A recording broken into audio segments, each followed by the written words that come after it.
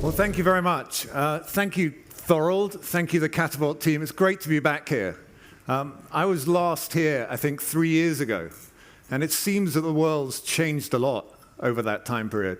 In some ways, it seems to be falling apart. We've got a war going on. We've had a pandemic. We've got rampant inflation causing a cost of living crisis. We've got extreme inequality in many parts of the world. We've also got a climate crisis. Our ecosystems under threat like never before. And down in the turbulence, the noise, seems to be one thing after another. But if we can just step back and pull ourselves out of the churn and take a breath, maybe we can get a different perspective and understand things somewhat differently.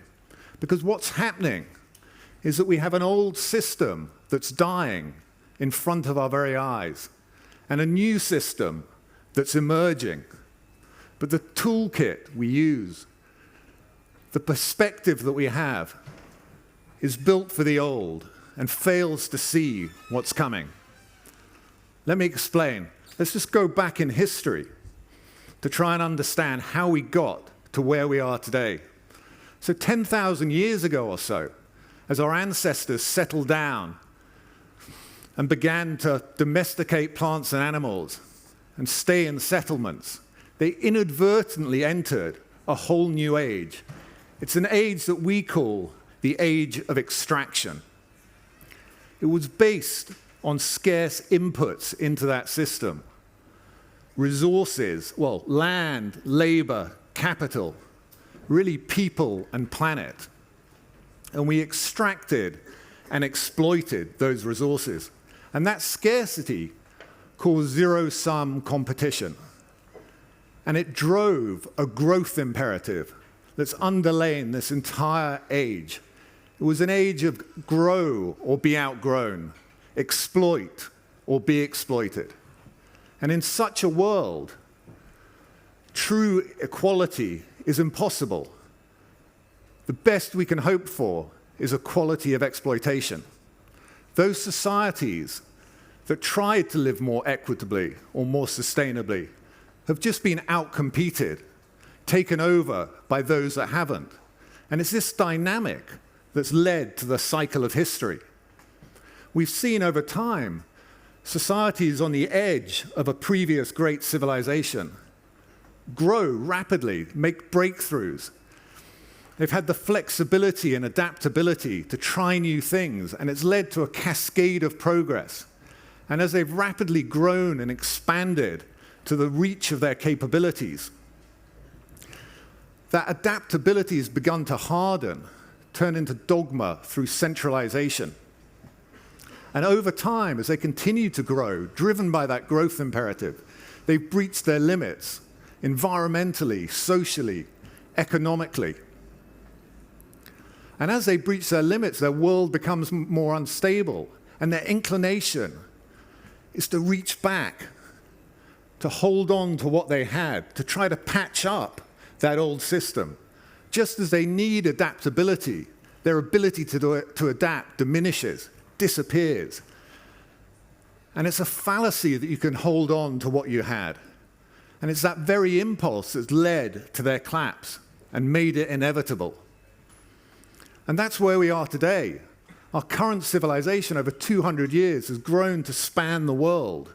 And we're still in a system of extraction and exploitation.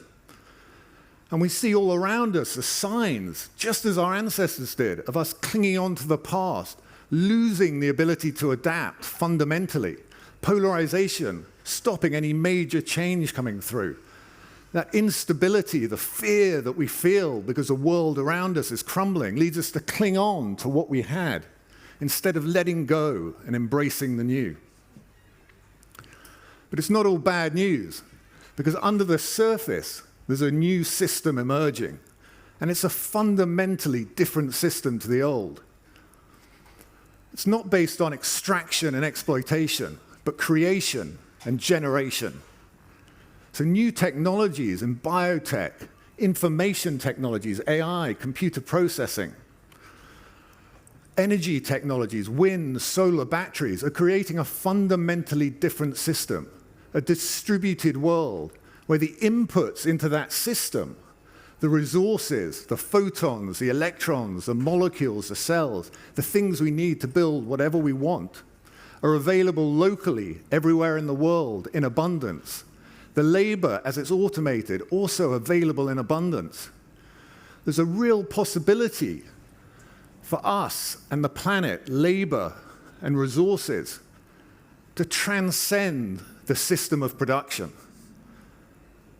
We have the possibility of creating completely self-sufficient communities connected by global information flows that are resilient, prosperous, sustainable, peaceful.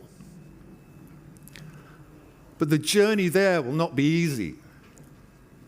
The greatest challenge we have is the incumbency, the institutions, the mindsets that fail to see this, that hold on to the past, that won't let go.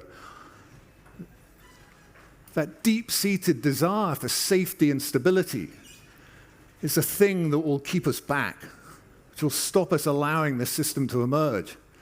So we all, as individuals, as communities, as organizations, as nations, need to embark together on a journey, a hero's journey towards the new. We must let go of past certainties. We must embrace change. And if we do, we can create that new world. The future's waiting. The future's the result of every decision we take and every action we make. Thank you.